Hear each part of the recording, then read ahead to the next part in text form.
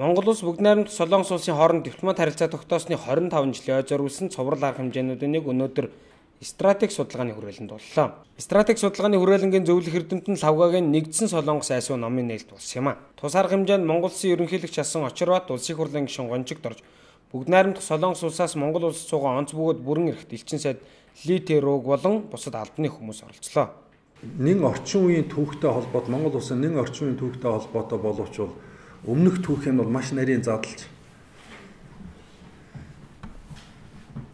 бидний мэдэх мэдхгүй их олон фактын логик уялдаа гаргаж ирсэн тийм ном болсон.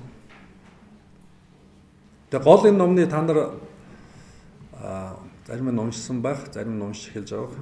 Дүгнэлтүүд хэсэг байгаа. Энэ хоёр хуваагдсан Солонгосын ард түмнийг нэгдүүлэх, нийлүүлэхэд ер нь энэ судлаачийн хувьд, Лавгагийн судлаачийн хувьд бол ямар гарц байна, ямар боломж байна, юу нь болохоор байна, юу нь болохгүй байна гэдэг тал дээр өөрийн саналуудаа тавьсан бол их олзуурхуйштай юм байна.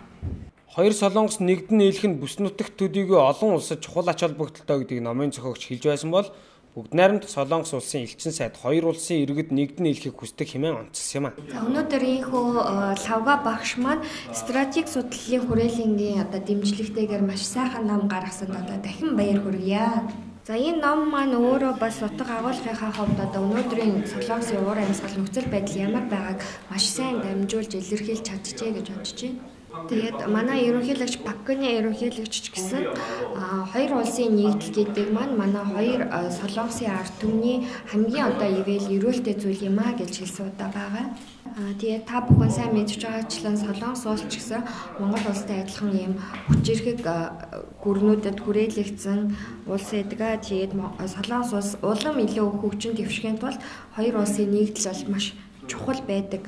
Тэр хөдөлгөх хөгжин энэ хоёр улсын нэгдэл байх болно гэж ярьдаг. Нэгдсэн Солонгос айсуу ном олон жилийн судалгааны үр дүнд бүтээгдсэн бөгөөд дэлхийн зарим улсуудын хуваагдал болон нэгдэл Солонгосын хоогийн дайны шалтгаан чухам юунаас болж хоёр улс салсан зэргийг нарийн судалгаа баримтад тулгуурлан бичсэн байна.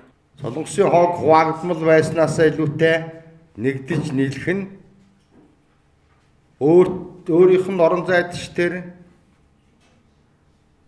холбогдогч орнуудад ч тэр бүс нутгийн орнуудад ч тэр ер нь дэлхийн хамтын нөхөрлөлд илүү ашигтай өргөөжтэй. Нэгдэж нийлэх эзэд нь бол Солонгосын хоёр тал. Хэнч түүнийг хийж өгөхгүй. Харин тийм боломжийг л бүрдүүлэхэд л дэмжлэг үзүүлж хамтарч ажиллах ёстой. Солонгосын хоёр талд аль аль нь энэ дотоодын асуудал боловч нэгдэж нийлэх нь дотоодын асуудал боловч бас олон улсын шинжтэй асуудал. Хоёр Солонгосын нэгдлийг Монгол улс дэмжин ажиллах ёстойг номын зохиогч энэ үеэр онцлоод ингэж ажиллах боломж бий гэдгийг дурдлаа.